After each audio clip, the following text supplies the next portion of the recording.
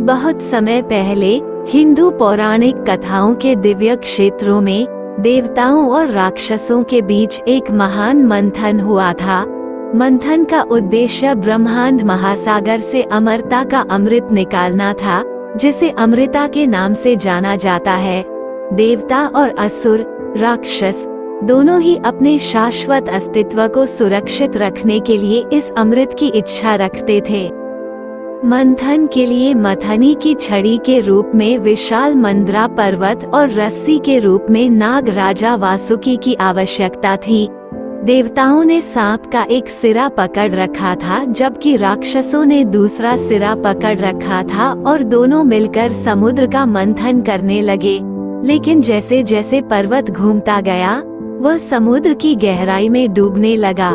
भगवान विष्णु अपने कूर्म कछुए अवतार में तेजी से उनकी सहायता के लिए आए। उन्होंने मंथन प्रक्रिया को स्थिर करते हुए पर्वत को अपनी पीठ पर रख लिया। जैसे जैसे मंथन जारी रहा, समुद्र से सबसे पहले घातक जहर निकला, जिसने दुनिया को भस्म करने का खतरा पैदा कर दिया। भगवान शिव आगे बढ़े और जहर पी लिया, उसे अपने गले में रखा और उसे नीला कर दिया। इस कृत्य के कारण उन्हें नीले गले वाले नीलकंठ की उपाधि मिली।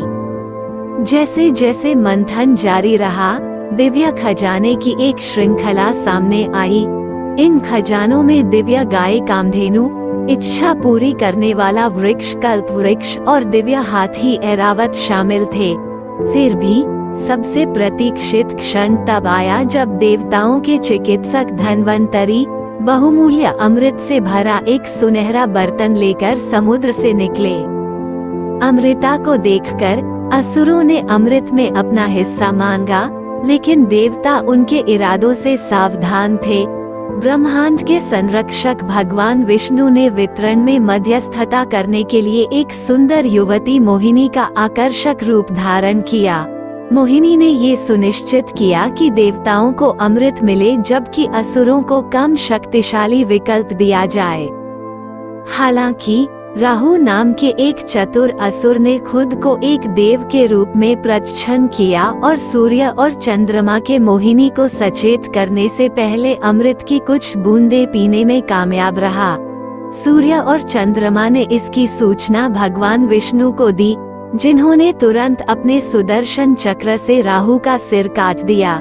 चूंकि राहु ने पहले ही अमृत का सेवन कर लिया था, वह अमर हो गया, लेकिन दो रूपों में विभाजित हो गया, राहु सिर और केतु पूंछ। यद्यपि समुद्र मंथन उथल पुथल भरा था, फिर भी इसने ब्रह्मांड में सामंजस्य स्थापित किया।